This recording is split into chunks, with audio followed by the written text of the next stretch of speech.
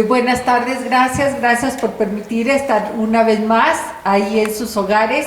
Y yo de plácemes, como siempre, que tenemos una visita que me encanta, que llegue a Durango y pueda estar conmigo en primer persona, en primer lugar, y luego con ustedes poderlo compartir. Yo ni siquiera antes de platicar con él, yo le digo, lo espero, y ya sabe que con programa abierto, porque es un lujo que no me puedo dar sola, que tengo que compartir con ustedes. Gracias, padre Marco Cárdenas, gracias por estar en Durango, su casa, pero sobre todo gracias porque siempre nos avisa que está aquí y podemos platicar. El placer es mío y muchísimas gracias a ustedes por la invitación, y es recíproco ese sentimiento de hospitalidad, y sobre todo saber que cuando le llamo vamos a vernos, a dialogar, a platicar, a intercambiar ideas. Claro, y a crecer, padre, porque yo creo que más allá de que estemos de acuerdo o no estemos de acuerdo, incluso con ustedes, crece uno al escuchar las experiencias, las vivencias y los modos de pensar de otra persona, sobre todo viniendo de usted. Muchísimas gracias, y sí, efectivamente, Pilar, el hecho que no estemos de acuerdo en ningún momento significa que somos enemigos. Claro que no. Y yo creo que es algo muy importante que tenemos que aprender y practicar. Y es algo de las inquietudes que yo siempre he tenido, sobre todo como sacerdote católico, que aquí en México siempre se nos enseña que aquel que no cree o que profesa nuestro catolicismo, nuestras mismas creencias, pues no es parte de, y por el contrario, es nuestro enemigo, y no es así. No debe de ser así. No debe de ser así, padre. ¿Y qué cree? A mí me resulta más enriquecedor el poder hablar con alguien en que no estoy totalmente de acuerdo, porque es de una manera de abrir mi visión hacia diferentes temas y hacia diferentes filosofías de todo tipo. Porque, bueno, si ando nomás con los que piensan igual que yo, pues nomás el ABC aprendo y ahí me quedo. En cambio, cuando tenemos esta oportunidad de compartir diferentes ideales, yo creo que no se trata de si tú tienes la razón o yo tengo la razón, sino de ver. Es más, lo estamos viendo ahorita, padre, con el Santo Papa, que no la ha tenido fácil con sus propuestas. No la ha tenido muy difícil, sí. Creo yo, a mi forma de ver y de pensar, es la persona que necesitábamos. Es la persona de una visión humanitaria, porque eso es ser humano, ¿sí? Una visión que se abre más allá de creencias y etiquetas que hemos tenido. Un personaje muy humano, como usted lo menciona, y hoy sobre todo una persona que viene de una vida de práctica. O sea, él no es producto de un burocratismo, él no es producto de alguien que ha estado siempre en una biblioteca, en una oficina del Vaticano, sino que él viene del pueblo, él viene de la gente. Pasó momentos muy difíciles bajo la dictadura en Argentina. Tienen que ver la película, perdón, padre, tienen que ver la película de Francisco, porque realmente narra esta parte que usted está diciendo. Sí, esa parte que lo hace generar las ideas y sobre todo los conceptos que él tiene. Obviamente, pues el Vaticano ha estado durante muchos años en una zona de confort. Y entonces llegar una persona y decirle, señores, pues el carnaval se terminó, que así lo dijo, tal cual, cuando él llega, y pues esta gente no va a estar de acuerdo. Todos los cambios son difíciles. Todos los caminos son difíciles, padre, y me apena decir, y quizá usted me vaya a decir cómo dice eso, pero ¿qué crees? Dicen que hasta en la familia hay mafia, y cómo no iba a haber mafia en el Vaticano, ¿verdad? Si hasta en la familia hay mafia, porque resulta que el papá está de acuerdo con la hija mayor y yo me pongo de acuerdo con el otro hijo, y X, Y, Z, y hay mafias, y hay bandos, padre. Sí. Cuando decimos la palabra mafia, la decimos en el sentido de su significado latino, que significa complots, organización para que no se van por otro lado, no, no estamos hablando de una mafia política ni tampoco de una mafia de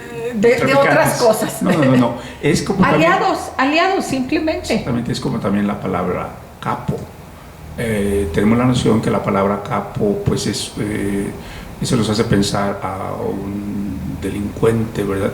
Y en italiano capo significa la cabeza, el jefe de, que inclusive al Papa en Italia le llaman el capo de la Chiesa Católica, el capo de la Iglesia Católica. Fíjense, así es de que capo, tras las cámaras.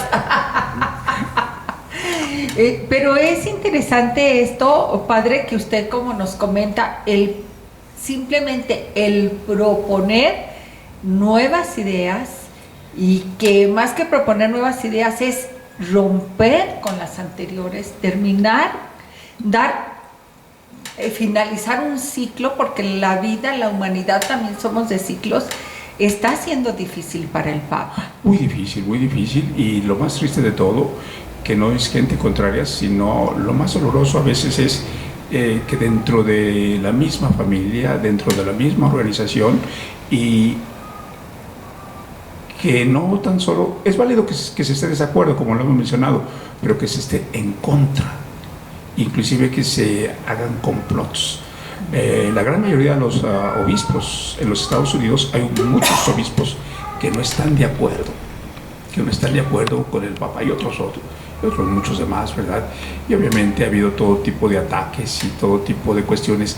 Lo que sí sucede es que aquella gente que sí tiene fe, pues estamos muy contentos con él, pero hay que estar conscientes de que no todo el mundo está contento con el Papa, y eso es una realidad. Y yo creo que también, Pilar, es parte de la vida. Es parte de la vida, y definitivamente es parte de los intereses, padre. Sí, es parte de los intereses, porque ¿por qué no puedo estar de acuerdo con mi esposo? Porque tenemos diferentes intereses respecto a un tema. ¿Por qué no estar de acuerdo el propio clero, las propias arquidiócesis de algunos lados con el Papa? Por intereses. Sí, efectivamente, si hay intereses, si hay, como le dicen, hay móviles que los hacen, obviamente, no tan solo pensar, sino actuar. Porque realmente, y esto yo creo que lo podemos trasladar a cualquier ámbito, no nomás de lo religioso, sino de lo familiar y de lo político y de lo social y de lo educativo, y en cualquier ámbito en que se van formando cúpulas de poder que pareciese que se hacen intocables, ¿sí? Y ¿qué cree, padre? Si de algo me he convencido yo, es que el único que puede tener la verdad es Él, es Dios.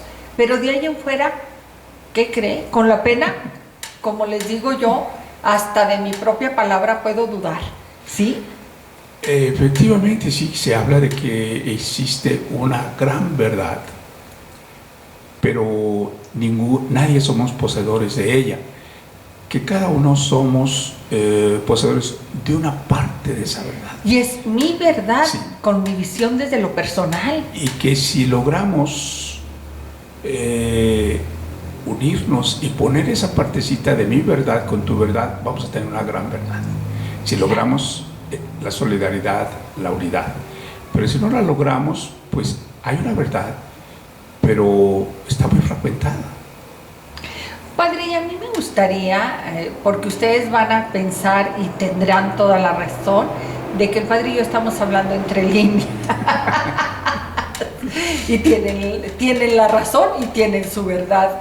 Padre, yo quisiera que nos explicara cuáles han sido las grandes propuestas de cambio en los últimos tiempos, y no es en los últimos tiempos, es en los últimos, muy últimos años del Papa Francisco.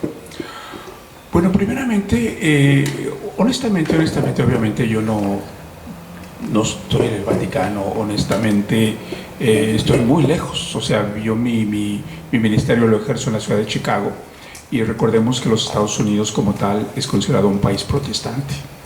Más sin embargo, hablando de muebles, y es una realidad que no la podemos negar, la Iglesia Católica en los Estados Unidos no es como es en México no tiene la cantidad de miembros como tenemos en México, es mínima.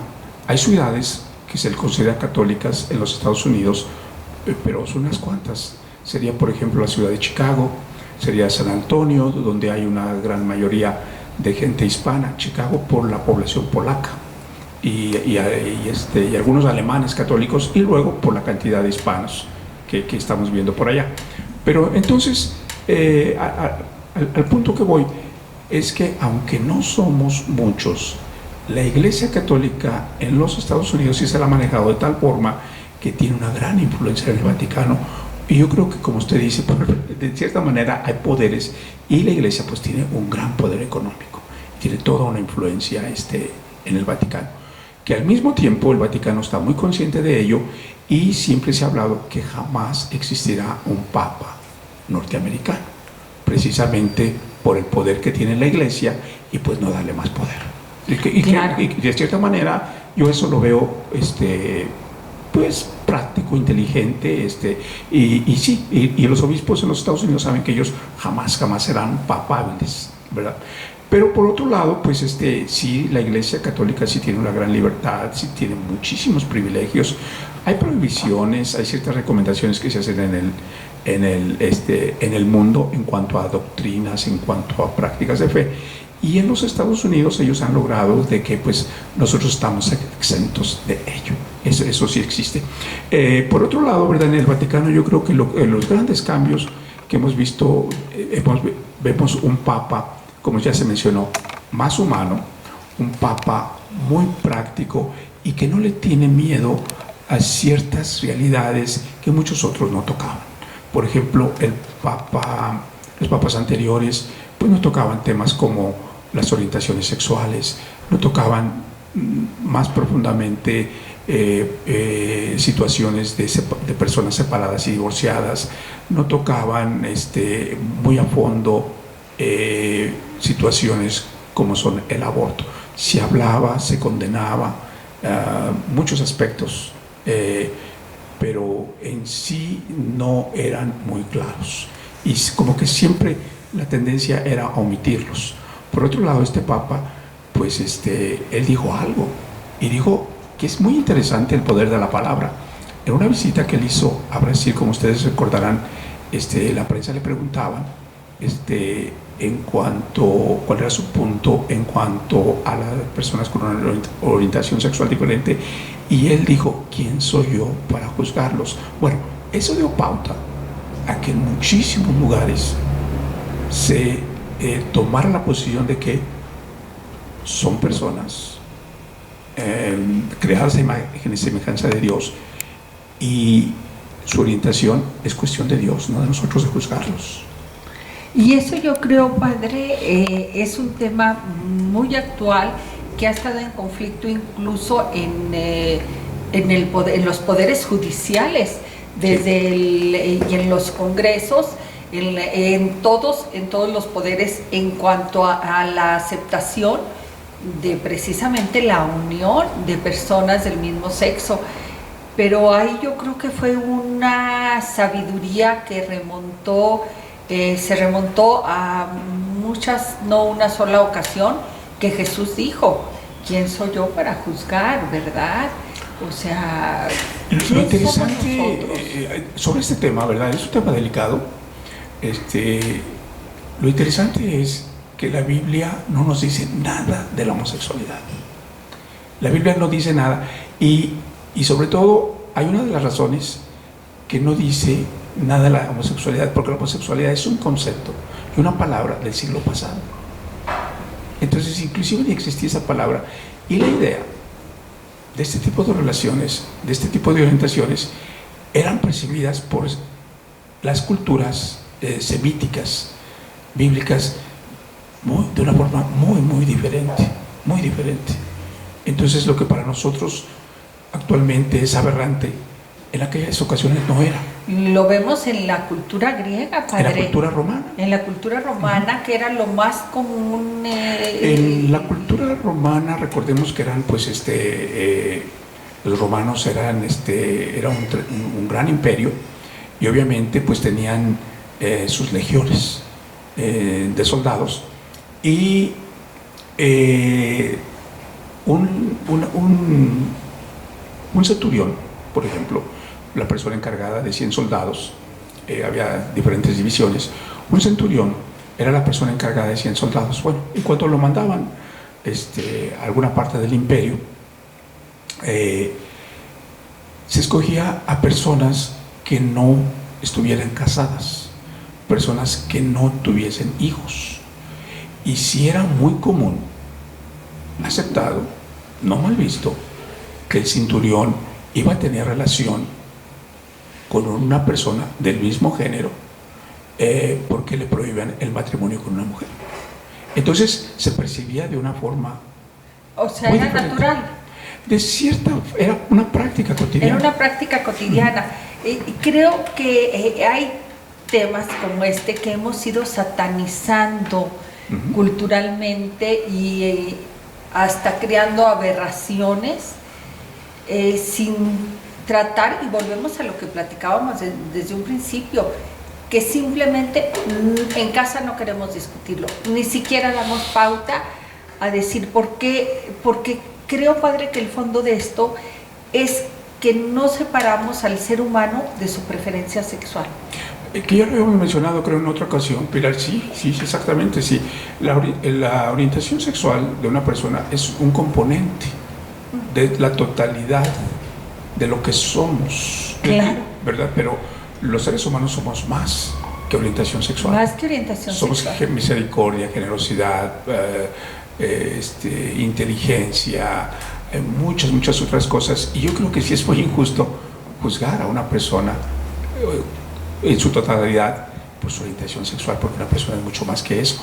Y lo que sí, la Biblia no nos habla ni condena, más sin embargo, en las pocas ocasiones hay un apóstol que en su evangelio es San Mateo, y siempre nos muestra a un Jesús que no le da importancia al aspecto sexual, menos condenarlo. Por ejemplo, cuando le llevan a la mujer adúltera, le llevan a la mujer adúltera para que la condene. La condena era muerte a pedradas, ¿verdad? Que es algo completamente injusto, porque para cometer adulterio pues se necesitan dos, como dicen, para bailar tango. Pero en aquel caso le llevan únicamente a la mujer, al hombre no. Pues porque el hombre no era una condena, y obviamente pues no se le castigaba a la mujer, y era muerte a pedradas. Bueno, lo interesante aquí que cuando le dicen por la razón que la llevan, pues es lo que dice: el que esté libre de culpa que alce la primera piedra. Y lo que dice a ella: vete, nadie te ha condenado, yo tampoco, no peques más. O sea, en el sentido de que sé cautelosa, no comete el mismo error, que es lo que le está diciendo, pero nunca le pregunta con quién estuviste, qué haces en tu vida, qué te dedicas, y así Mateo, que es el que nos presenta a un Jesús más relacionado con esos aspectos que podríamos decir que implican el sexo. Jesús, su actitud es de no enfocarse, no darle mucha importancia, como que es parte de vida cotidiana. Y para mí lo que nos muestra es lo que decía Dom Helder Câmara, un arzobispo de Brasil, que decía: hay pecados mucho más graves que estos que consideramos pecados sexuales. Preocupémonos por los feminicidios, por los secuestros, por la cantidad de niños que mueren cada minuto de hambre en el mundo. Estos son pecados de todos. Padre, pero tenemos que hablar del hambre, porque creo que parece que en el mundo se nos ha olvidado que para alimentarnos necesitamos saber pescar, no pecar, pescar.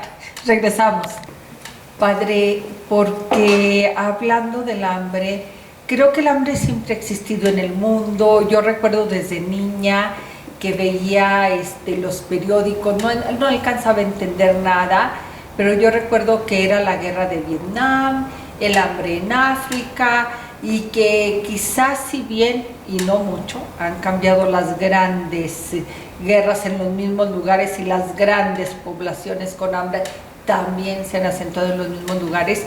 Creo que el hambre es algo que que a todos nos debe de cuestionar y nos cuestiona a muchos, aunque no nos ocupe mucho, Padre. Y tratamos de dar salidas fáciles y no tan fáciles, sin quedarnos claro que el hambre nada más de una manera se va a combatir, cuando pongamos al ser humano en acción y vaya y consiga el propio fruto de la tierra o el propio fruto en el agua o donde quiera que se encuentre. Definitivamente, actualmente todos hemos tenido, podríamos decir, la triste experiencia de una pandemia. Yo diría lo contrario, ha sido doloroso, pero hemos tenido, yo diría, no la triste, sino la experiencia de una pandemia. La experiencia.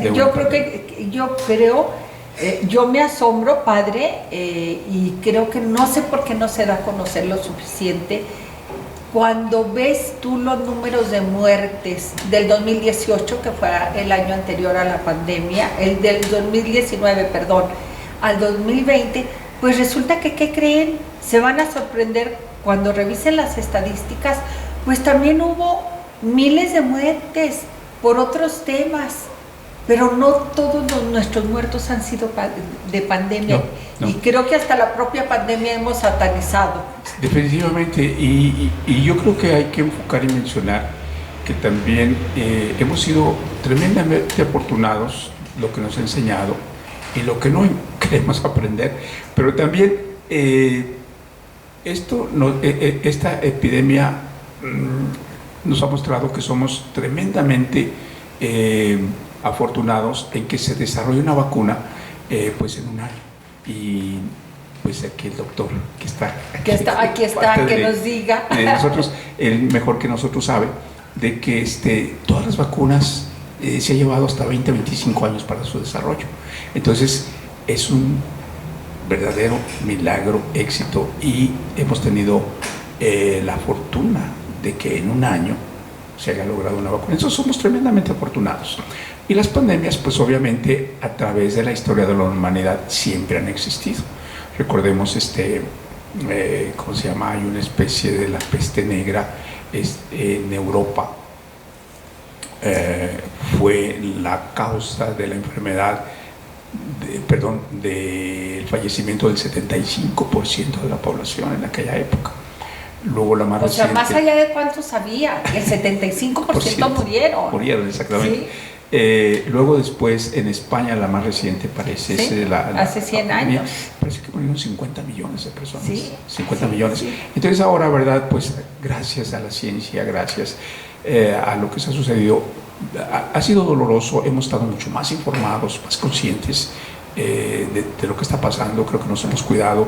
Ha sido una experiencia muy interesante porque es la primera experiencia que tenemos a nivel de humanidad, de que todos hemos pasado por la misma situación y cómo hemos aprendido de esto. Bueno, pero mencionando lo del hambre, como que hemos enfocado mucho en lo que nos está sucediendo, pero hay otras pandemias muy graves que completamente, como no nos vemos afectados, pues ni hemos mirado hacia dónde están, ni cuáles han sido sus efectos. Y la muerte infantil por hambre, esta pandemia es tan dolorosa y ha existido por años y años y años, y nadie prácticamente en el mundo hemos hecho nada por combatirla. Y parece, por ahí hay informes de que mueren, parece que 2 o 3 niños cada 4 minutos en el mundo de hambre. De hambre, exactamente a eso me refería, Padre, por eso me refería que yo desde que tengo uso de razón, el hambre existe en África y dice uno, y no nomás en África, la tenemos más cerca de lo que creemos, y también ahí quizá podamos entender la desesperación de las personas de decir, o nos morimos de coronavirus o nos morimos de hambre, ¿verdad? Precisamente, Pilar, esto... yo también, obviamente estoy en Chicago, pero vamos a diferentes misiones. Y en los últimos 3 o 4 años he tenido la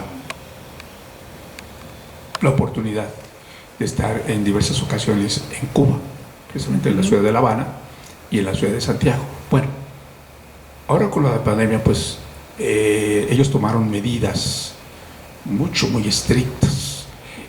con la idea de que evitar el número de contagios y obviamente de fallecimientos. Bueno, pero sí creo yo que han sido tan exageradas y que esto les ha causado un colapso de la economía tremendo, porque obviamente paralizaron todo, cerraron el turismo, hasta el día de hoy no hay turismo.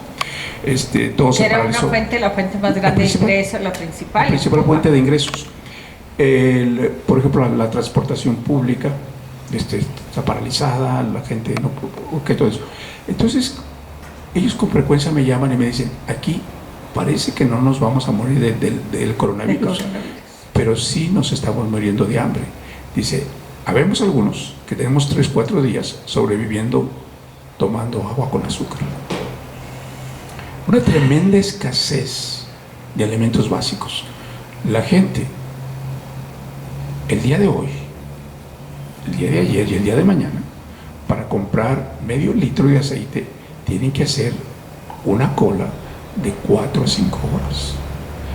Y actualmente la gente está acudiendo a las tiendas no a comprar lo que necesitan, sino a comprar lo que hay en existencia a un precio ridículamente caro, salir y revenderlo o cambiarlo en las calles por lo que necesitan.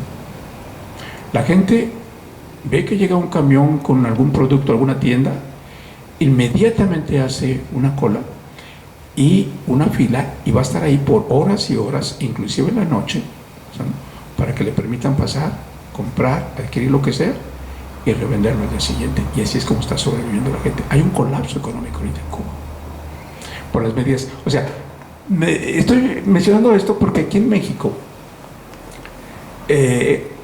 yo he escuchado algunas críticas de que no se han llevado las medidas como se debe, todo este tipo de cosas. Tenemos tantos privilegios aquí en México. Tenemos tantos privilegios, padre. La verdad es que yo sí soy de las que me siento afortunada de vivir bajo mi cielo, que me encanta, no nomás en México, en Durango. Realmente somos privilegiados porque estamos sobreviviendo, más allá de no llevar los cuidados que deberíamos. El día de ayer, yo caminé aquí por el centro de la ciudad, en el mercado, caminé por todos, y caminaba y me sorprendía de la cantidad de productos a nuestra disposición. Vegetales, frutas, comidas. O sea, y no, los precios obviamente no son exagerados. No están regalados tampoco. No, tampoco. Pero a lo que me refiero es que son accesibles, que la gente puede sobrevivir.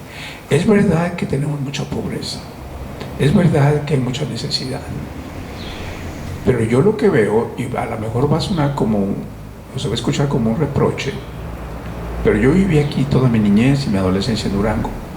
Todos mis amigos, la gente que yo conocí, mis vecinos, que se prepararon, que trabajaron, viven bastante bien. Y aquellos que no trabajaron, aquellos que no se prepararon, son los pocos que viven mal, y son muy pocos. Pero la gran mayoría que se preparó, que ahorró, viven mucho mejor que muchos de nosotros en los Estados Unidos, ¿eh? Yo, padre, yo tengo, y quedamos que no en todo íbamos a estar de acuerdo, en mí, y tengo que hablar en primer persona, hay un conflicto, ¿sí? Hay un conflicto porque veo a mucha gente que no tiene, pero que no busca trabajo y que está esperando las dádivas. A mí eso en lo personal siempre me ha causado conflicto, y quizás sea por mi formación familiar, que desde niña nos daba lo indispensable, y si queríamos algo más que lo indispensable, teníamos que aportar a la casa trabajo. O sea, nunca, y mi mamá y mi papá, yo les puedo agradecer infinitamente esa enseñanza que nunca me faltó casa, comida, escuela. Pero si yo quería, aparte de los zapatos de uso diario, unos guarachitos, yo tenía que hacer un trabajo dentro de la casa. Y cuando pude, que fue yo creo que en sexto año, ya andaba vendiendo no sé qué, y en secundaria ya vendía no sé qué, o sea, y yo puedo agradecer eso a mis padres porque siempre fue formativo para mí, el saber que nada era gratis en mi vida, que por amor y porque era una niña tenía derecho a mi comida, ¿sí? A mi escuela, a mi cama, pero un lujo tenía que hacer yo algo. Entonces me cuesta mucho trabajo, padre, entender el pensamiento, no nomás de aquellos que están sentados esperando la dádiva del vecino o del gobierno o de quien sea, sin hacer un esfuerzo. Me cuesta mucho, padre. Definitivamente, sí, y esto es de pensarse, miren, la pobreza es todo un fenómeno, y yo creo que a veces caemos en error cuando creemos que la pobreza es el resultado de la injusticia. No siempre es así, no siempre es así. Sí hay muchos casos en que sí es pero no siempre. Hay aquel que no cuida, que no trabaja, que no produce, que no. Y también no toda la culpa es de ellos. También el que da, padre. También el que da, tanto individualmente como sistemas, proporcionan ayudas que no van a ser ayudas, que lo que van a hacer es crear dependencia. Y la dependencia, pues, no es nada, la dependencia no es nada saludable. Y obviamente la gente se va a dejar manipular, se va a dejar manejar precisamente a cambio de lo que recibe. Y lo que recibe es muy poco. Más sin embargo, pues sí se siente de cierta manera a obedecer lo que alguien más que le proporciona le dice. Me refiero, por ejemplo, a sistemas. Y volviendo al sistema cubano. El sistema cubano a la gente durante muchos años le proporcionó una pequeña despensa, la educación supuestamente. Entonces la gente aprendió a que no tenía que hacer gran esfuerzo para sobrevivir. Y entonces cuando usted le dice a la gente cubana actualmente, y me lo disculpan, esta es mi experiencia, yo sé lo que yo he escuchado de ellos. No muchos de ustedes estarán de acuerdo conmigo, pero pues aquí este país se ha convertido en una verdadera prisión. ¿Por qué no liberarse? No, eso chico, eso aquí no sucede y eso no jamás sucederá, eso no. Pues, pero esto lo que refleja es que no están dispuestos a hacer un esfuerzo, a hacer un sacrificio. Claro, padre, no, y yo estoy en eso para que vea que estoy muy de acuerdo con usted. Yo recuerdo la experiencia que Saúl y yo tuvimos la primera vez, que debe de haber sido hace 20 años o más de 20 años, 30 años, que fuimos a Cuba. Por ahí cuestionamos, nos sentamos, invitamos a cenar. Saúl invitó a dos mamás que estaban festejando, si no me equivoco, a propósito del Día de la Madre, y a Saúl, o el Día del Padre, pero estaban dos mamás con unos niños, y se le hizo como que raro festejando sin nombre, ¿sí? Y las invitó y estuvimos platicando con ellas, y igual la cuestión, oigan, a los niños, y ustedes, ¿no se les antoja conocer aparte del mundo? No, aquí Fidel nos da la escuela, podemos estudiar lo que queramos. Mis mamás les dan, no sé, creo que les dan 1 kilo de huevo al mes, 1 kilo, o sea, uno sorprendida, ¿verdad? Y lo que más nos sorprendió es que los niños convencidos, aquellos no necesitaban salir de su país, y precisamente fue lo que dijo Saúl, les han hecho una prisión y ni siquiera se han dado cuenta. Y lo malo también es que piensan que hay muchísimos ahora que quieren escaparse de esa prisión, pero van a un mundo donde piensan que todo es gratuito. Porque sí, la idea y la inclinación es, la gran mayoría, vamos a los Estados Unidos porque allá nos van a dar estampillas, porque allá nos van a dar comida, porque allá nos van a pagar la renta, y eso no es cierto. Pero entonces, padre, eso es lo que me cuestiona a mí. A veces también como madre me siento mal, hasta como abuela, del querer, les decimos a nuestros nietos, vengan y es más, creo que les pago hasta por hacerme compañía. O sea, a mí me da risa, pero sí, yo les digo, de algo los voy a ocupar. Y el otro día estaba Saúl con mi nieto que le ayudara, fíjate, que le ayudara a pintar las cuerdas del arpa, o sea, justificando el cómo darles dinero.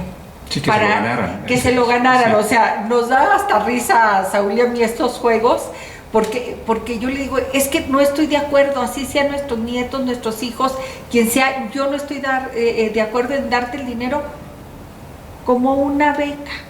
Sí. ¿Sí? Sí, sí. Y ahora resulta que hay becas para adultos mayores, para jóvenes, para niños, para las mamás, y yo digo, ¿pero por qué? O sea, ¿por qué no nos enseñan? ¿Por qué con ese gran capital no ponen una fábrica y contratan y producen y hacen? Y no, para mí no es una educación como esta de Cuba, en que a cambio de nada te doy, porque ¿qué va a pasar el día de mañana? Esta es la parte que quería tocar, sí, que estamos hablando de Cuba, pero no necesitamos ir tan lejos, Pilar. Aquí, por ejemplo, a mí me da mucha tristeza de que hay el líder, la líder en la colonia, que no son líderes, son gente oportunista manipuladora, y lo que hacen es que a la gente le dan 2 laminitas, 3 laminitas, cualquier cosita, y se la manejan, y luego decimos son malos líderes. No, también la gente que se deja manipular, y la gente que también que tiene ese sentido de dependencia. Pues yo ahí con eso me acuerdo hasta de Sor Juana. ¿Quién tiene la culpa, verdad?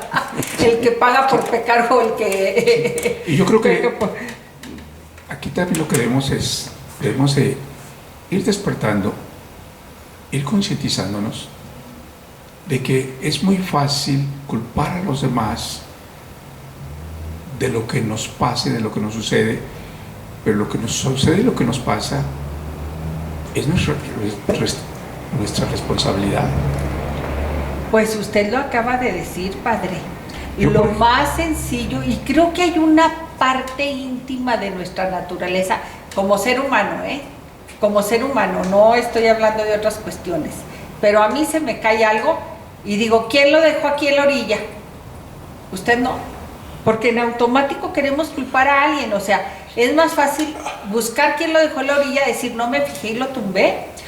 En nuestra cultura mexicana tenemos cosas muy bonitas, pero también hay inclusive pedagogías equivocadas. Inclusive en nuestra forma de hablar, siempre hablamos en tercera persona. Yo rompo el vaso y digo, el vaso se rompió. El vaso no se rompe solo. Efectivamente. El vaso, pero lo que sí necesitamos es, todo se cayó, todo se rompió, todo, o sea, no hay responsables. Una forma también, creo yo, es, ahorita llego en un ratito. Eso es indefinido. Es indefinido. El ratito del mexicano dicen que es indefinido. Pues un minuto puede ser, o sea, sí, un minuto no es un minuto contable, ¿no? Es una frase, es un lapso de tiempo. Sí, en un minuto llego. Sí. ¿Sí? Lo que sí yo veo, y sí me da gusto, que sí estamos logrando una concientización. Necesitamos trabajar todavía más. Necesitamos lograr una concientización. Necesitamos todavía trabajar más, porque sí yo veo una juventud, sobre todo cuando se compara, como usted bien lo mencionaba, con esta niñez cubana, que es esto una realidad. A un joven cubano, él está muy enfocado en lograr que ellos le llaman una playera Louis Vuitton, aunque sea una copia.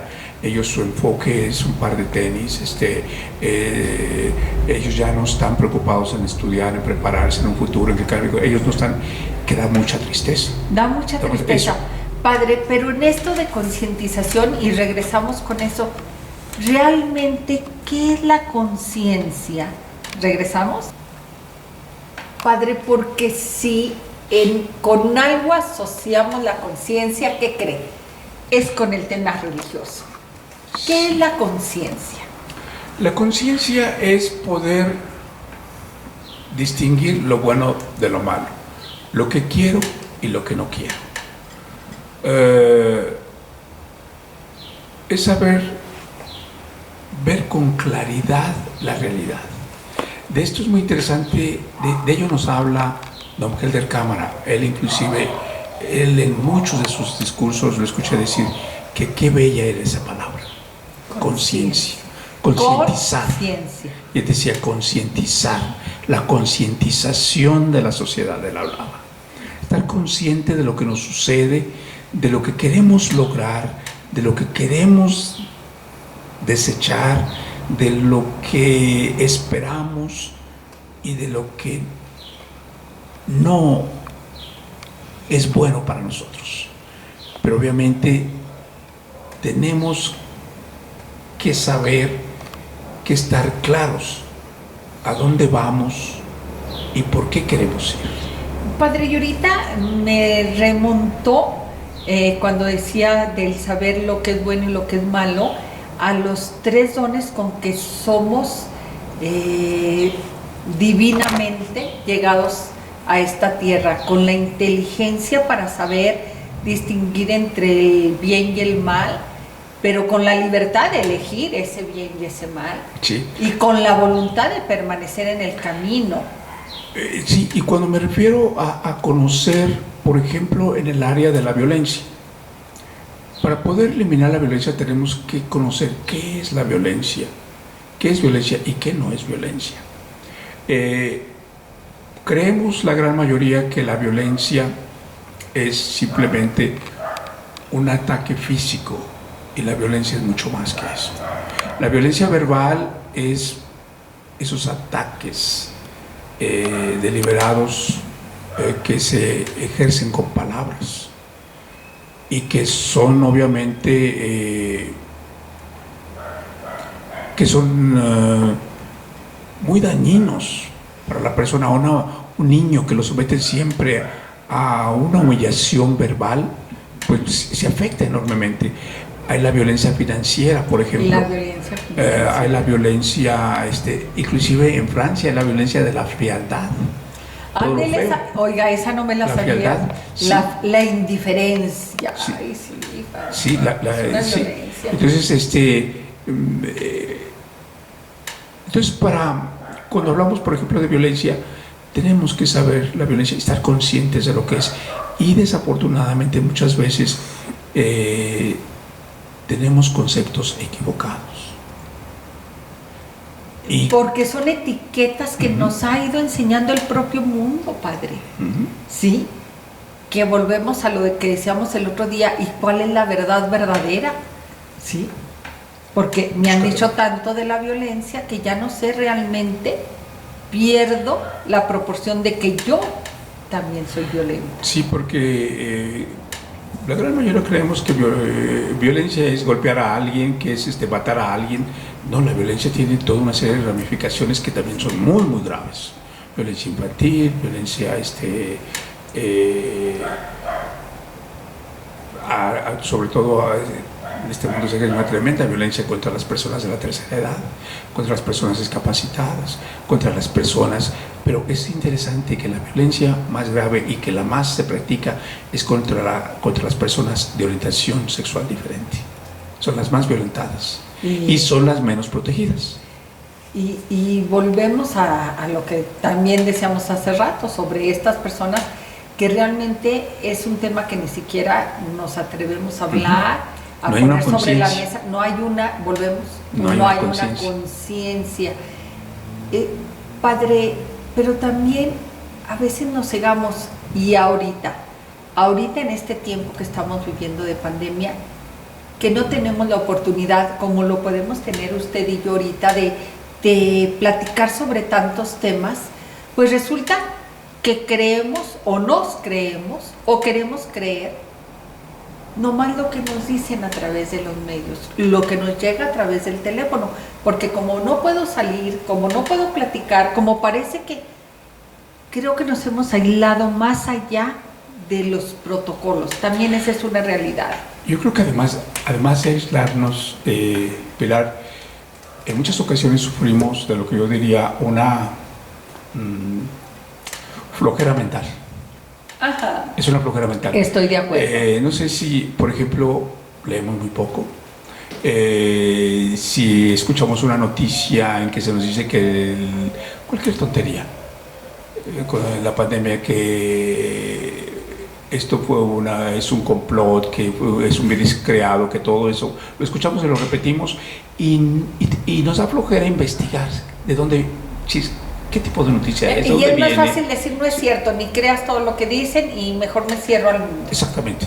En cuestión de, es interesante que en Francia hicieron estaba una encuesta. Estaban muy preocupados porque querían saber, bajó la venta de libros en Francia, de libros. Bueno, entonces decían, bueno, ¿a qué se debe que bajó la venta de libros cuando creíamos que por la pandemia la gente en sus casas iba a leer mucho más? Claro. Y se dieron cuenta que la gente leyó menos, que porque la gente estando en su casa se dedicó más a ver la televisión. A ver televisión, a ver películas, a ver los tablets, bueno. Y que realmente la gente, la población, leía muchísimo cuando se transportaba de su casa a su lugar de trabajo y viceversa. Ajá. Y que ese tiempo lo utilizaban para leer. Entonces estaban preocupados porque el promedio de libros leídos por persona bajó de 28 libros por año por persona, bajó a 25.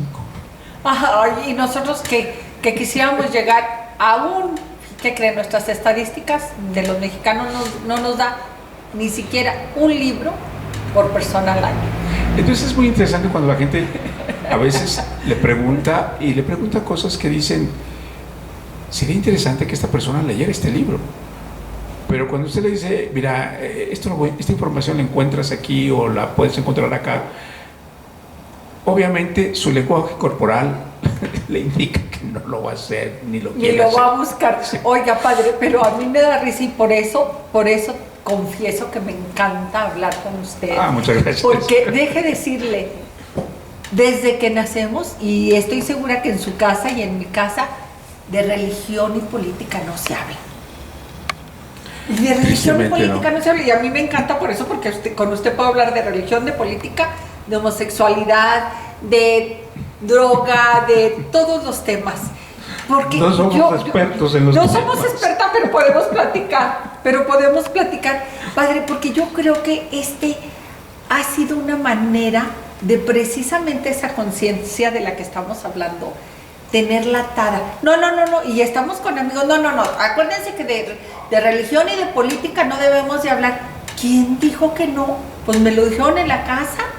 Y siempre nos lo dijeron como una enseñanza. Es flojera mental, porque tiene que ser un esfuerzo. Es flojera mental. Mire, voy a ser muy crítico y perdónenme. Sí, por favor. Pero mire, me encanta eso. Es muy común aquí que usted ve una persona por la calle y le dice, oiga, ¿dónde queda este lugar?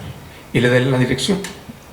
Bueno, por lo menos lee la dirección y pregúntame y dime, pero ¿quieres que te diga dónde está y que lea la dirección por ti? Pues para mí lo que refleja es flojera mental. Flojera mental, sí.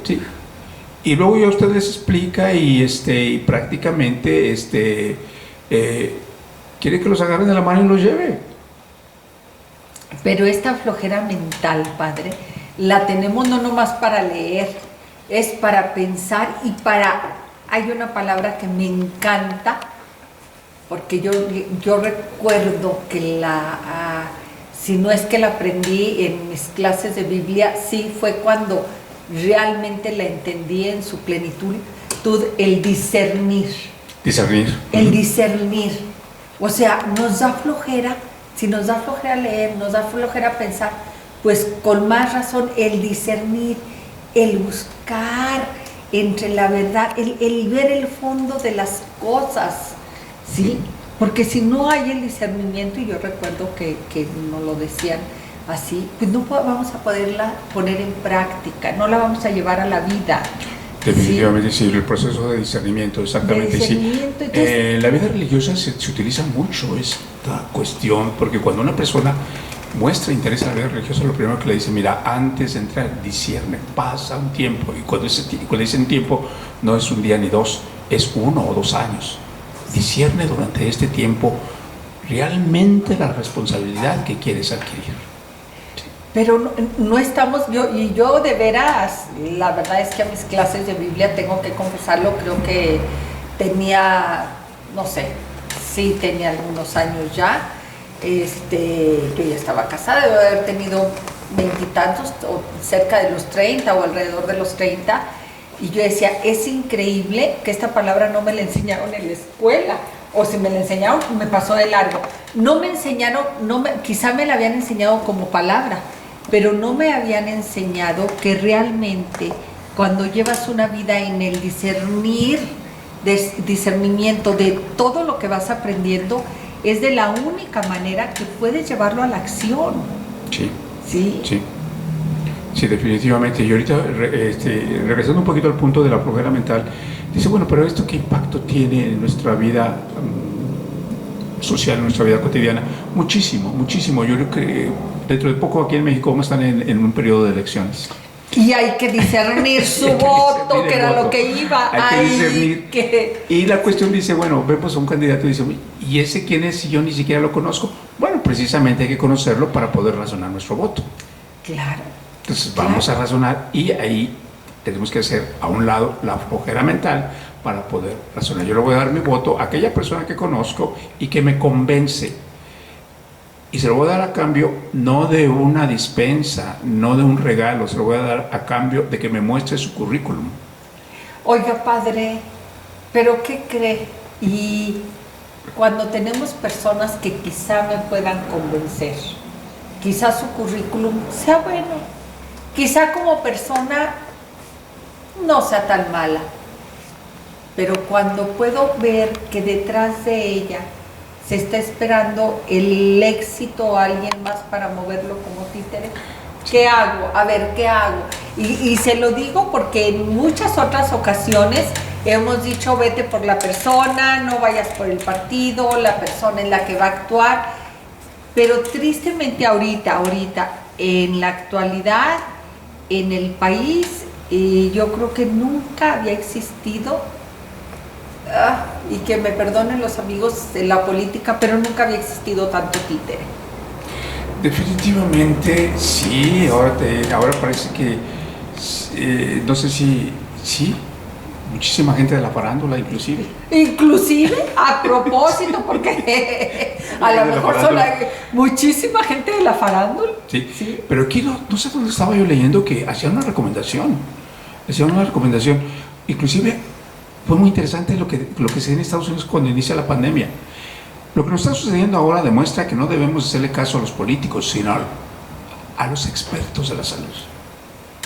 Exactamente. Y esto es lo que también nos muestra que los políticos nunca se prepararon, estaban preparados y nos mentían lo que decían. Y sí, hicimos grandes campañas. No hagan caso lo que los gobernadores, inclusive el presidente Donald Trump, lo que está diciendo. Inclusive tengan cuidado. Porque el señor empezó a decir que la gente esperaba que tomen cloro. Entonces, y hubo hasta muertes. Hagan caso al personal de la salud.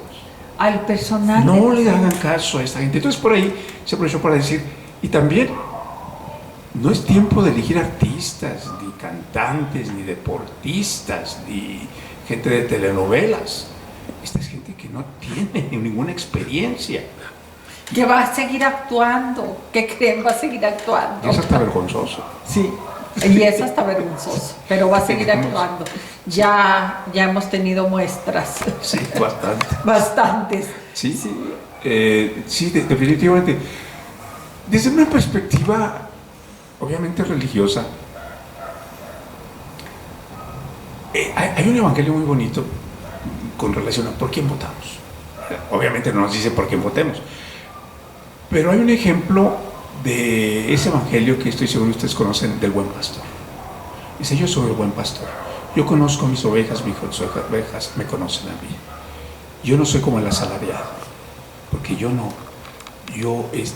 doy mi vida por ustedes. Aquí lo que nos está diciendo es que el que va a ser el líder, el que va a guiar, se entrega totalmente y no hay intereses personales. Da la vida por sus pastores, por sus ovejas. Y hay un compromiso.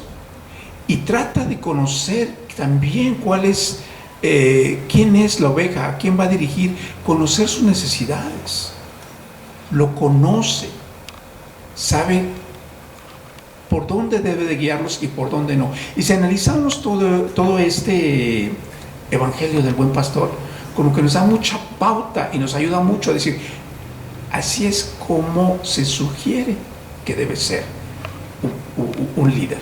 Pero desgraciadamente creo que también esto es a nivel mundial, los líderes se han perdido, padre.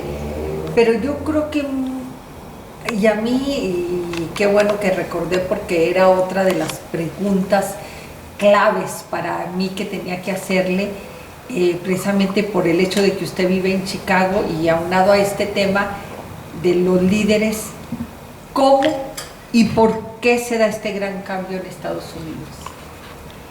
Afortunadamente, el cambio de que salió Donald Trump y salió. Sí, es muy buena pregunta para todos, y de cómo un pueblo como el norteamericano exigen a una persona que para muchos el presidente Trump no está en sus plenas facultades mentales. Fue muy interesante que la Dirección de Psiquiatría norteamericana, después de que fue electo, hace una especie de evaluación y no sé cuántos expertos de la salud mental firmaron la carta acusando, de cierta manera señalando lo enfermo que él estaba. Y aún así le permitieron, votó y le permitieron estar en el poder. Aquí, y hacer desgarriatimiento. Sí, aquí yo creo que lo que nos muestra Pilar es de que como con mucha frecuencia las masas son ciegas. Y esto lo decía un gran comunicador, no recuerdo el nombre, decía, las masas solemos no pensar, no analizar, no discernir en masa, y que es muy peligroso, porque si usted a una masa le dice váyanse para allá, todos se van, y tiren piedras y todos tiran, o sea, a nivel de masa, y yo creo que eso suele ser porque cuando no razonamos nuestro voto, cuando tenemos lo fundamental, ¿tú por qué vas a votar para yo también votar? A mí me lo han llegado a preguntar, yo tengo que reconocer. Sí. Entonces, seguimos en eso, pero también aquí, y que es lo que vale la pena quizá en este momento discernir, es que así como votaron por Donald Trump, abrieron los ojos ya cuando estaba en el poder y le quitaron su respaldo en la siguiente votación. Sí. También lo que sucede, hay que tomar muy en cuenta de que Estados Unidos no es un país presidencialista. O sea, las cámaras. Bueno, sí. Y por muy demente que estuviera el señor, siempre hubo la confianza de que él no lo puede decidir todo, ni lo vamos a dejar que él te lo decida todo, sino que, más sin embargo, en un país como México sí tenemos ese peligro. Ese de es que el gran presidente contraste. lo decide todo, sí. Y si no, para eso está la ley, para cambiarla. Ya Sí, lo dijo. sí. Si hay que cambiar la Constitución, que se cambie. Y ese es uno de los grandes problemas, porque Donald Trump, muchas cosas las que quiso lograr, se las pararon. La construcción de un muro le pidieron permisos, pero nunca le aprobaron el presupuesto para las. Entonces, por eso no lo pudo. Y lo poco que hizo, lo están desmantelando ahora. O sea, el señor. Bueno, porque hizo algo muy inteligente. Había un subsidio para los militares de las bases en el mundo. Para construir escuelas de los hijos de los soldados y centros deportivos y cosas por el estilo. Entonces ese subsidio él no lo desvió para la construcción de partecitas del muro y mostrarle a la gente que su promesa de campaña la estaba cumpliendo, pero el presupuesto que él quería nunca se lo aceptaron, como nunca le aceptaron la prohibición que él estableció de entrada de 7 países musulmanes. Al inicio él dijo no entran, y que eso causó un tremendo caos, pero duró más 3 días y después las cámaras dijeron no señor, usted no tiene derecho a decidir esto lo deciden las cámaras. Eso lo deciden las cámaras, que fue afortunado Estados Unidos en tener el poder de esas cámaras, que tristemente en México no lo tenemos, pero hoy tenemos el poder suyo de usted, padre mío, del voto. Definitivamente. Regresamos. Y efectivamente, hoy tenemos el poder de su voto, de mi voto, de nuestro voto, padre, pero ¿cómo razonarlo? Creo que este es un tema que hoy de veras tiene un valor tan importante, y un valor no por lo que me puedan dar a cambio de mi voto, los 1,000, los 2,000, o la despensa, o la promesa, o la tarjeta. No, porque es el futuro de mi país, de mi propia vida, de mi patrimonio, de mis hijos.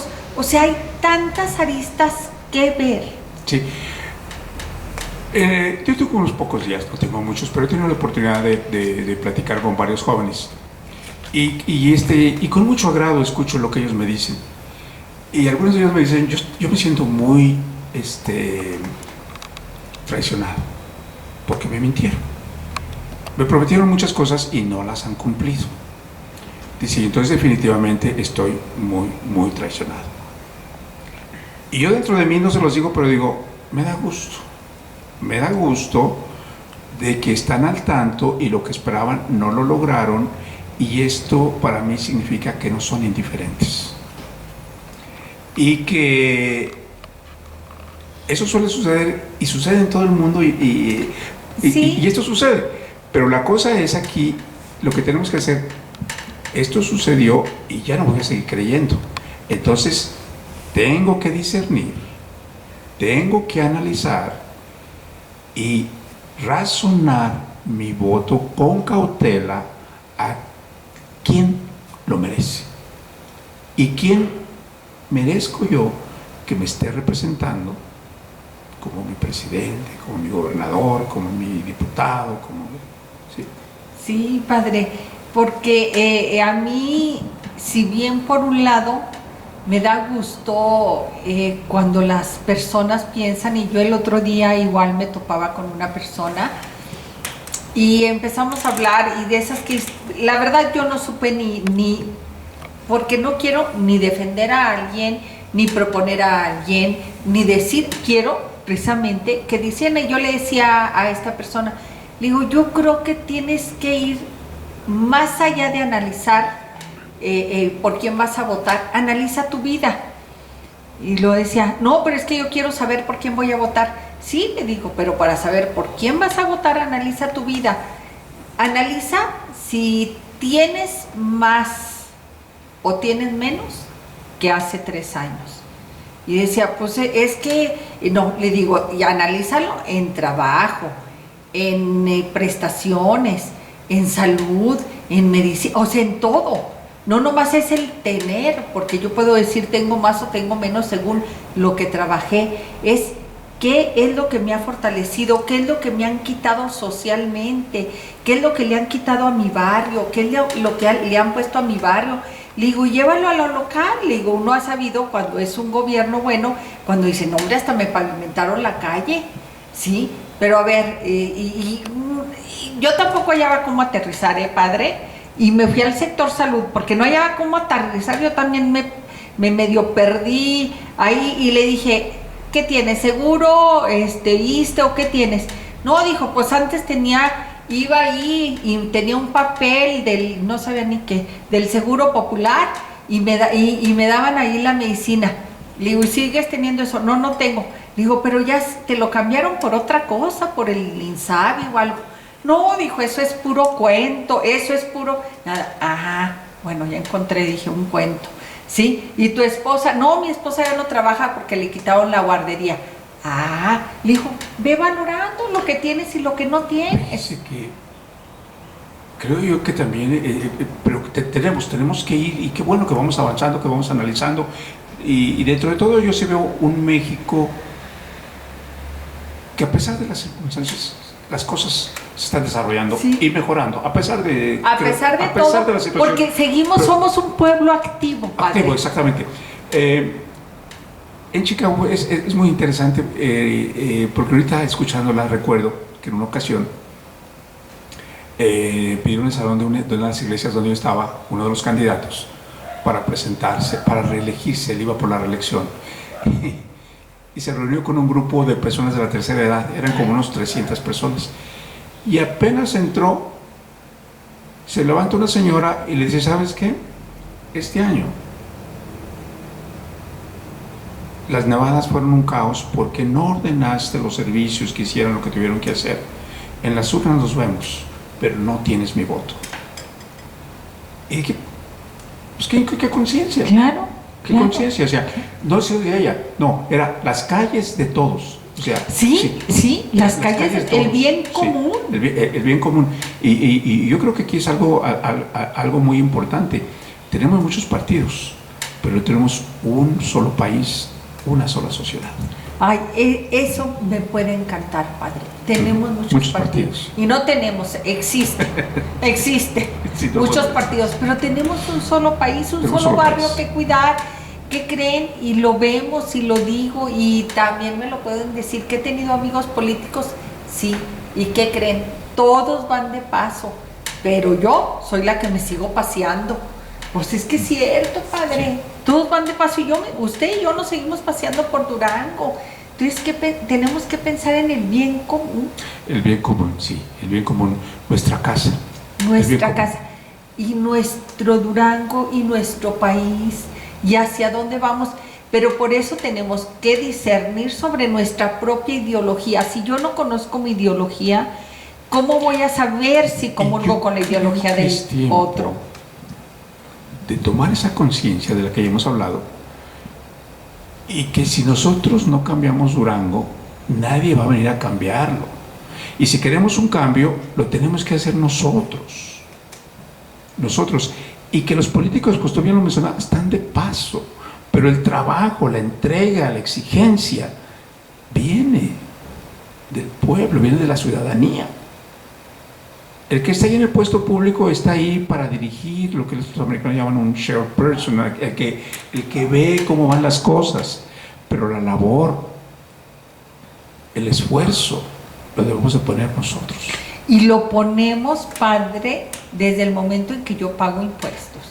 Ah, por supuesto. Y que los políticos trabajen, no trabajen, se hagan o no se hagan, ganan. Y no nos engañemos, porque lo que a mí me dan, o lo que me dicen que me dan, no es su dinero. Es mi dinero. Yo contribuyo. Por ejemplo, si a mí me pavimentan la casa y se equivocaron y vuelven a abrir el pavimento y luego se vuelven a equivocar y lo vuelven a abrir, señores, ¿qué es lo que está pasando? Yo estoy pagando por sus errores. Entonces, ojo.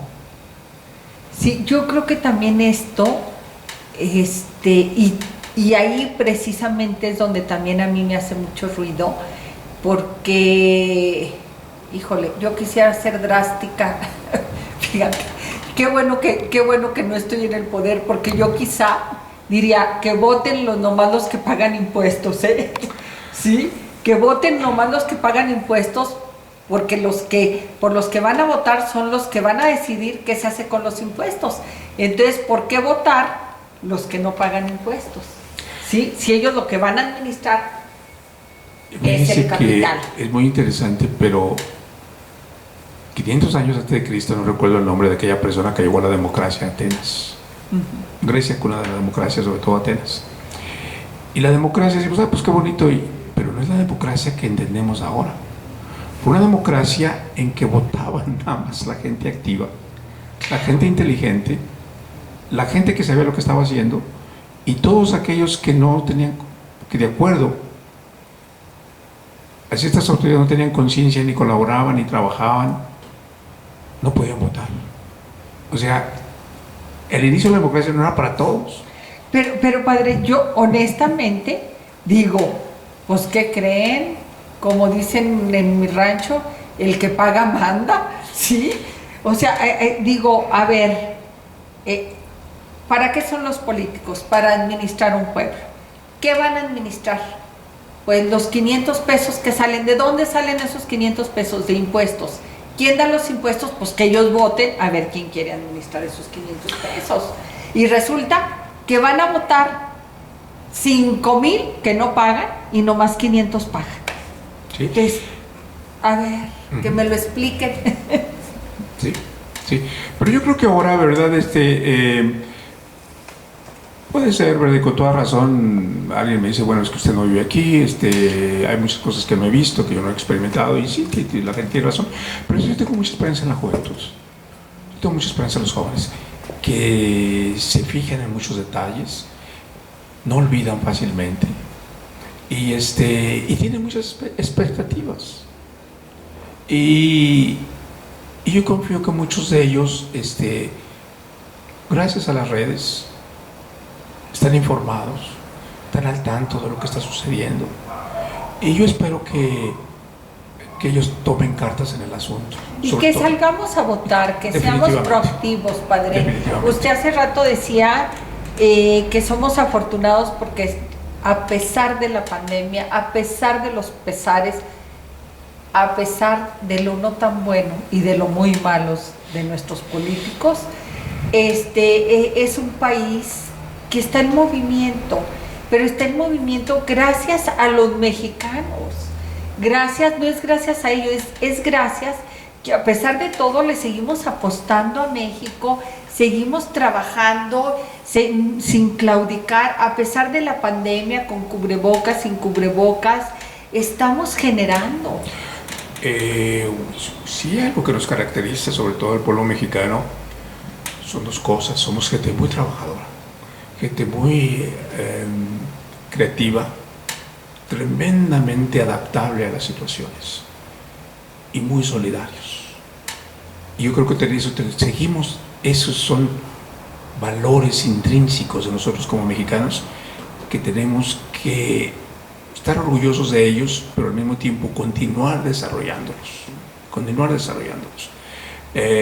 México es uno de los países donde trabajamos más horas, más jornadas laborales, en una forma muy productiva que muchos otros países. Sí, padre, pero en el fondo, y yo que no, sí lo aprovechemos, que lo aprovechemos es otra cosa, pero yo no quisiera desviarme, quisiera comentarle esto, que hay algo que también me hace mucho ruido. El hecho de haber tantos partidos políticos nos está dividiendo. Bueno, lo que sucede es que tener un partido político en México es un negocio. Pero es que hay 7. Entonces dices tú, a ver, nos están dividiendo. Definitivamente. Nos estan dividiendo, sí. ¿Por qué?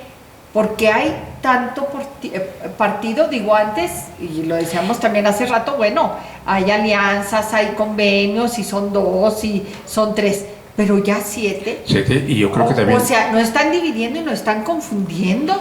Y además la ciudadanía está pagando por ellos. Y está pagando por ellos, porque es como usted dice, usted lo acaba de decir, tener un partido político es un negocio y nos cuesta. Son millones de pesos lo que se les da, no nomás a cada partido, por cada candidato que tienen. Entonces dices tú, es mi dinero, sí pago impuestos, ¿sí? Entonces, pero aparte, ¿qué creen?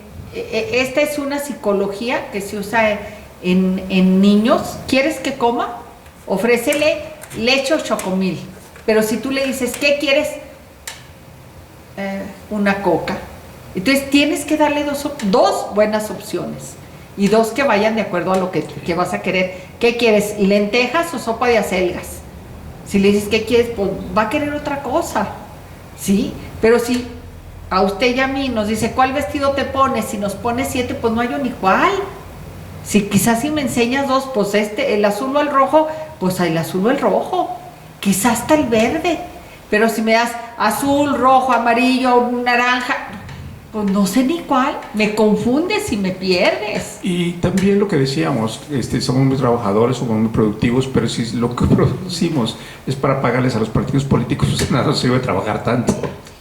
De nada nos sirve trabajar tanto, porque ¿qué sucede? Se va en los partidos políticos con lo que me pudieran haber cambiado mis banquetas, poner foco en tantos, o sea, ese dinero, yo digo, híjole, mire, padre, y no vamos muy lejos, ¿sí? se lo gastan en publicidad y que al final lo único que hacen es confundir. Y esa publicidad causa un tremendo daño ecológico, que es una.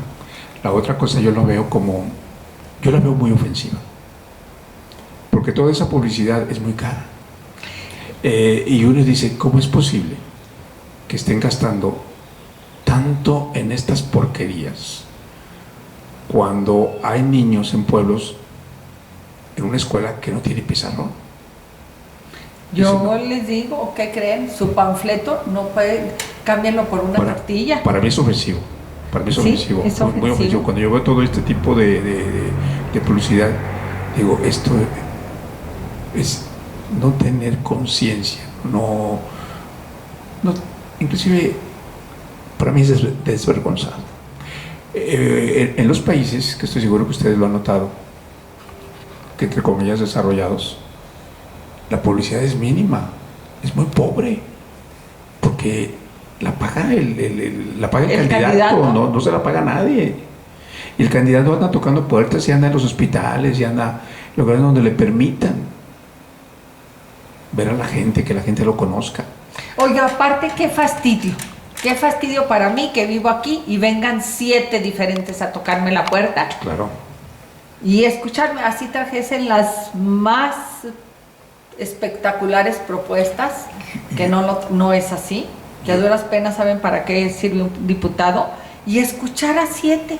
No, padre. Yo, como les mencionó, estuve caminando por el centro, estaba haciendo algunas recorridos. Unos recorridos, tuve que comprar algunas cosas, estaba yo caminando por ahí, y llegó un momento en que tuve que evitar una cuadra por el ruido de una propaganda de un partido, pero una música ensordecedora, todo.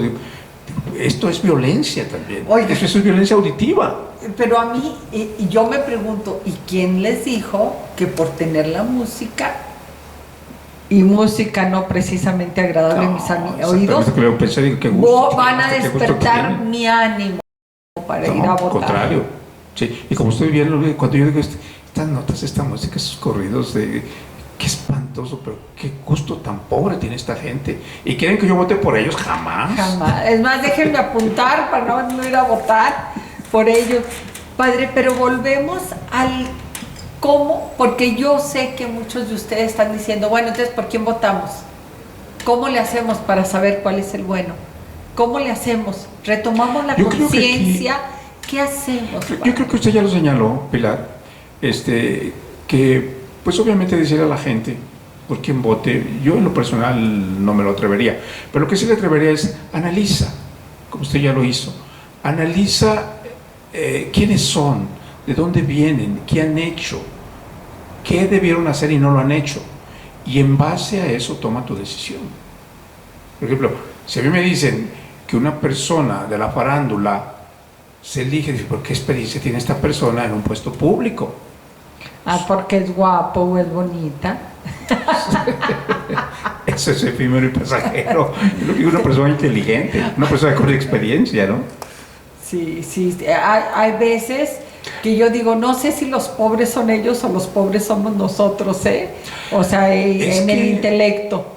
Es que muchas veces, creo yo que en muchos casos de elecciones y de esos casos políticos, la ciudadanía tenemos una tremenda responsabilidad que no la ejercemos y se convierte en irresponsabilidad, y yo creo que después acusamos. Así que si tú no votas, si tú no participas, no te quejes. No te quejes. Pero yo creo que más allá de la queja, tenemos la obligación moral, y yo creo que ahorita, padre, tenemos la obligación, quienes somos madres, hasta con nuestras próximas generaciones, así como decimos qué mundo les vamos a dejar a nuestros hijos, también podemos decir qué gobernantes les estamos heredando a nuestros jóvenes, a nuestros hijos, porque ellos son al final los que deciden sobre nuestras calles. Mire, yo recuerdo hace muchísimos años, y vuelvo a repetir porque pues no los quiero cansar repitiendo lo que sucedió en Francia, lo que sucede que... ¿Pero qué cree? A Francia todavía no nos vamos. No. Después de este corte nos vamos a Francia y regresamos Con la Torre Eiffel mínimo, regresamos. Ahora sí nos vamos muy lejos. Nos vamos a La France. ¿O cómo se pronuncia? Bueno, La France. La France. Bueno, y eso que tengo mis nietos franceses, no han hecho su tarea de enseñar a la abuela. Padre, nos estaba platicando. Sí, bueno, disculpen por ser tan repetitivo en ese aspecto. Tuve la oportunidad de estar en una ocasión en que, cuando fue pues hace muchísimos años, François Mitterrand era un partido socialista. Pero yo lo que me sorprendió era el interés de la gente de saber. El día que se desarrolló la elección, mucha gente pidió no ir a trabajar para estar al pendiente de lo que estaba sucediendo. ¿De qué sucedía con las elecciones? Y como le menciono, mucha gente caminando por la calle le pedían a los conductores de los automóviles que se pueden parar un momentito para que les permitieran escuchar la radio de cómo iba la elección. Digo, qué interesante. Y estoy hablando de jovencitos de 18, 19 años de edad. Fíjese que es algo que yo tengo que admitir precisamente, que culturalmente no ha sido parte de nuestra formación, padre. A nosotros también nos sorprendió precisamente que nuestros nietos, que son franceses desde los 5 años, no sé qué edad tenían los niños, Saúl, 5 o 6 años, 4 y 6 años, en que ya te decían, y que nos dejó Adrianita con la boca abierta, nos dijo todos los que iban a participar y por qué era lo que representaban, o sea, pero como una niña, o sea, involucrada en la política del país de Francia, y realmente aquí creo que es una parte que hemos evitado, porque como no tenemos derecho al voto, pensamos que para qué nos involucramos. Pero bien sabemos que las cuestiones, cuando se ponen en la mesa de una familia y que participan los niños y los adultos, es cuando realmente nace el consenso, y ahí viene el discernimiento. Y yo creo que, padre, usted sin querer dio en la clave. Tendríamos que ponernos a discusión familiar, a discernir de una manera familiar qué partidos y qué proyectos y qué propuestas tenemos. Sí, definitivamente. Ahorita en la pandemia, aprovechar, en lugar de estar viendo, alimentarnos quizá de los proyectos de las personas, y luego ponerlos a discutir. ¿Y qué creen? Es que sí se vale hablar de política, padre. Definitivamente. Recuerden que alguien nos dijo, y los griegos decían que los seres humanos somos intrínsecamente seres políticos. Intrínsecamente. Seres políticos, algo así decían, ¿no? Sí, intrínsecamente. O sea, que somos política, y nos demostraban, y hay toda una cátedra de que la primer política que llevas es en el matrimonio, lleva una relación muy política. Porque está intrínseco el respeto, la comunicación, la claridad de ideas, o sea, la misma democracia. Un día tú haces de comer, otro día yo, o sea, sí, hay que ir. Sí. Pero sí, equidad. Somos seres, la equidad, somos seres políticos por naturaleza. Sí. Sí, entonces sí debemos de hablar, nada de que no se vale. Sí hable de política, sí discuta de política, sí defienda sus ideales, infórmese, lo que espera, infórmese. Infórmese, sí. Infórmese, participe. Y sobre todo, si hay un candidato que lo convence y que necesita, y que usted cree que lo que promete es viable y que es digno de su confianza, ayúdelo a que llegue. Padre, porque ¿qué cree? No se trata de las promesas de lo que yo quisiera, sino las que son viables. Usted lo acaba de decir muy bien. Lo que es viable, sí. Sí, yo recuerdo políticos que han prometido desde que ya no vamos a pagar la luz, pues no es viable. ¿Qué cree? Ni siquiera que no aumente. Sí, nos dijeron que no iba a subir la gasolina y ha subido no sé qué porcentaje, pero ha subido muchísimo. O sea, lo que es viable. Sí, para eso es la inteligencia y para eso es la conciencia. Si a mí me dicen que en Durango van a instalar, que van a cambiar el cabo cañaveral de Houston a Durango, pues no lo voy a creer, o sea, yo no lo voy a votar por esa persona porque eso no es viable, ni lo necesitamos tampoco. No, tampoco. Sí, o sea, entonces yo creo que ahí también está implícita nuestra inteligencia para saber lo que es viable. ¿Y qué cree? Quizá empezaría por decir que tenemos que empezar para saber lo que es, lo que esperamos. Estas elecciones vamos a tener elecciones de diputados locales y federales. ¿Y qué crees? Ellos no tienen que ver para nada con todos estos temas. Ellos son para hacer y modificar leyes. ¿Sí?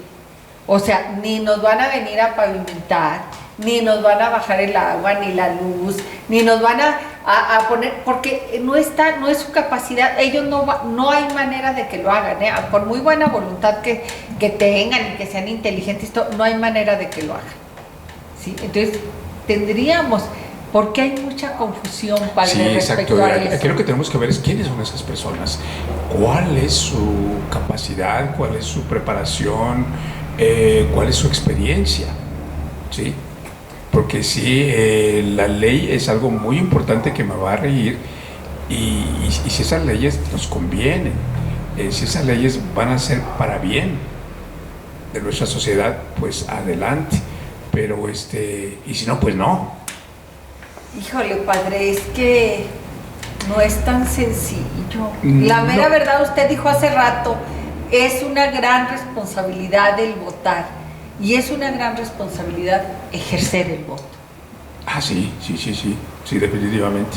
Sí. No, porque no podemos ir a votar por votar. Fíjese que los Estados Unidos nos dicen vas a ir a votar. La costumbre que tienen ellos es decir, ¿a quién le vas a otorgar tu voto? Implicando, ¿a quién le vas a dar tu confianza?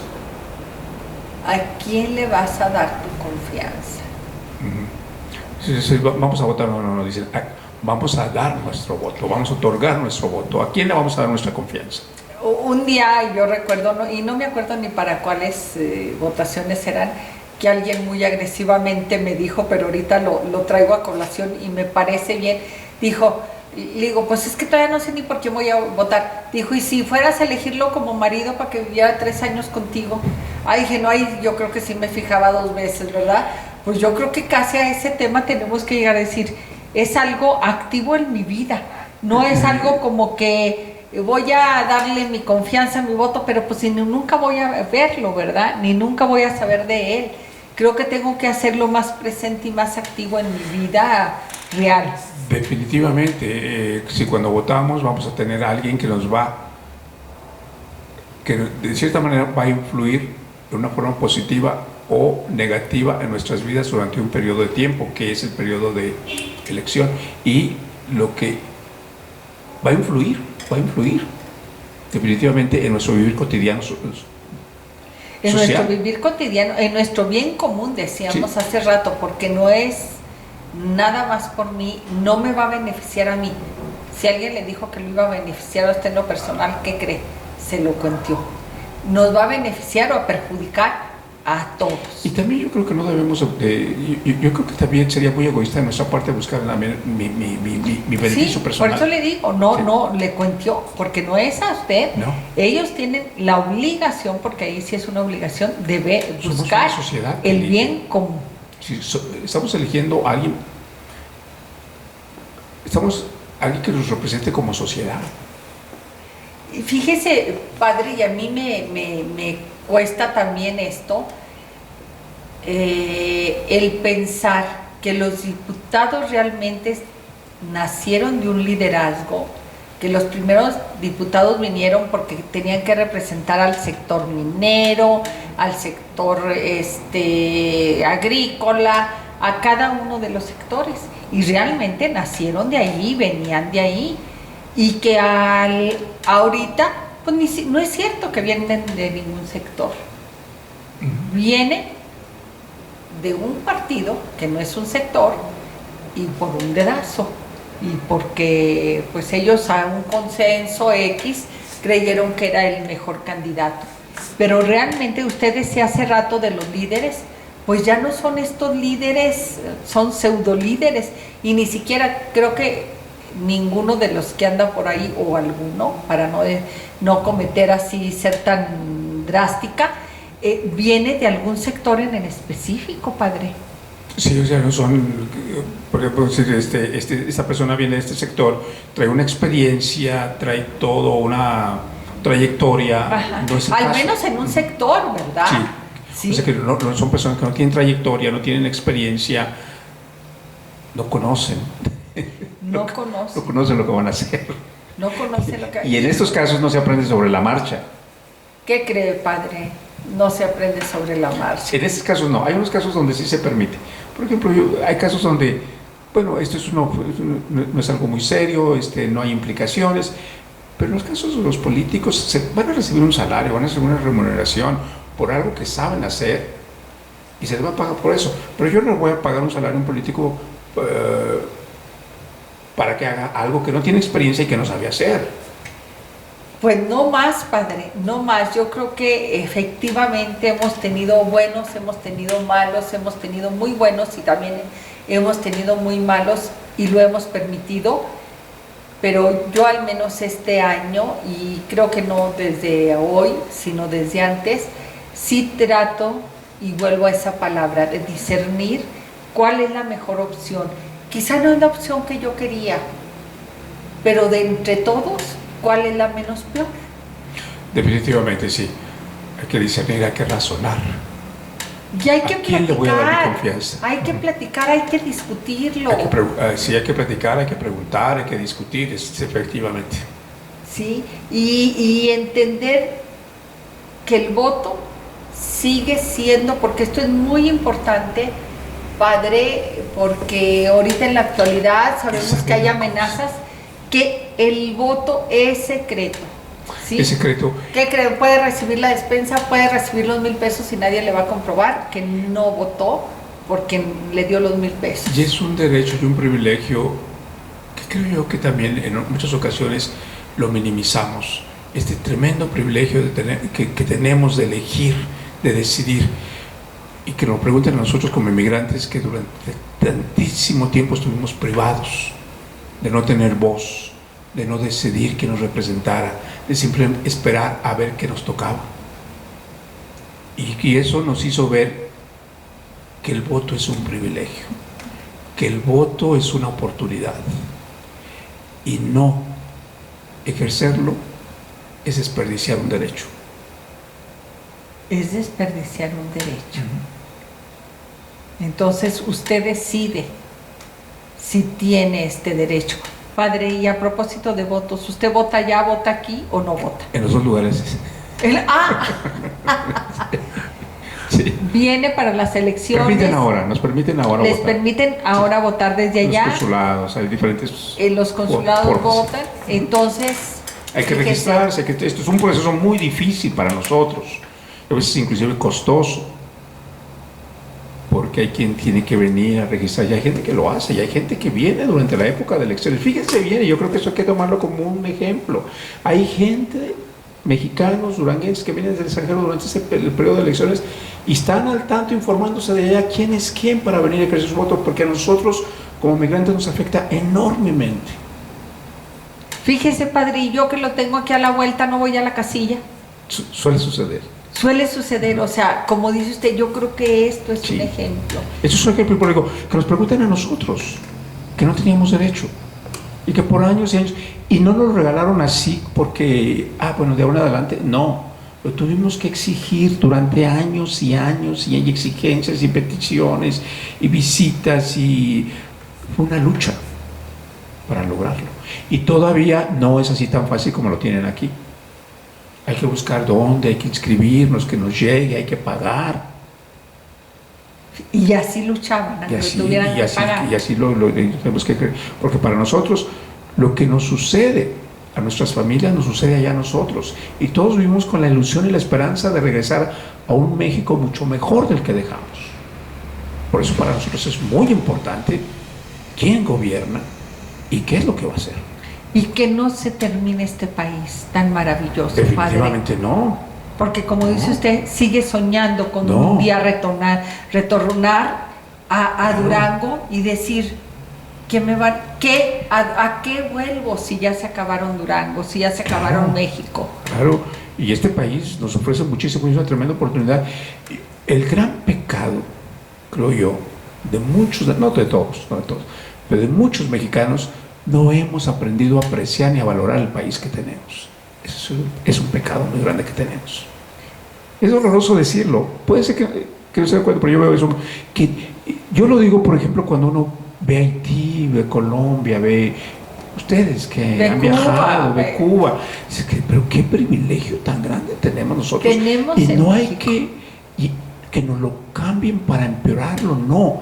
Hay un cambio. Hay que defenderlo para que sea positivo. Que sea positivo. Sí. Sí. Para nuestra libertad de expresión, de movilidad, para nuestra educación, nuestro acceso a la salud, todo lo que está sucediendo para mejorar, no empeorarlo. Claro. En Cuba nadie puede hablar, nadie puede murmurar, nadie puede decir nada. Toda la gente tiene miedo inclusive de su misma familia porque hay informantes. Ah, sí, dicen que de 3 hermanos 2 son informantes y al otro lo ahorcan. Así es aquí de que podemos criticar, que podemos estar hablando usted y yo de lo que estamos hablando y que lo vayan a hacer público. En Cuba eso es imposible.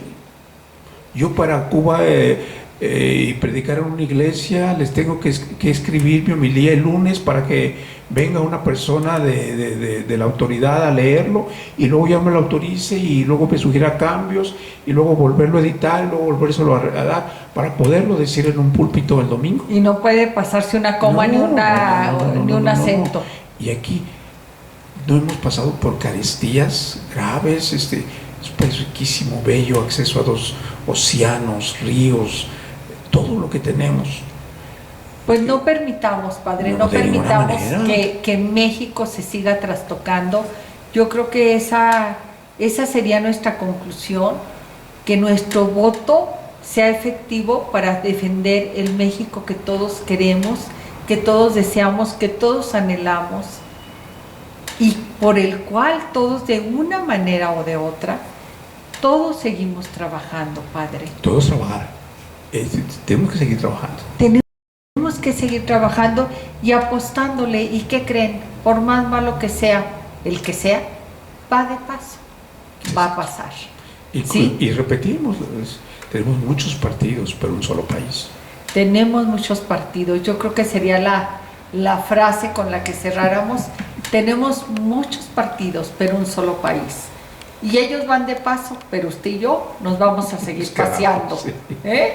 Muchas gracias, Padre Marco. Me encanta que, por favor, siempre se lo repetiré, no deje de llamarme, no deje de buscarme, porque no es buscarme a mí, es encontrarse con todo nuestro público. Muchísimas gracias. Sí, con todos sus admiradores, con toda la gente que lo quiere, que lo sigue.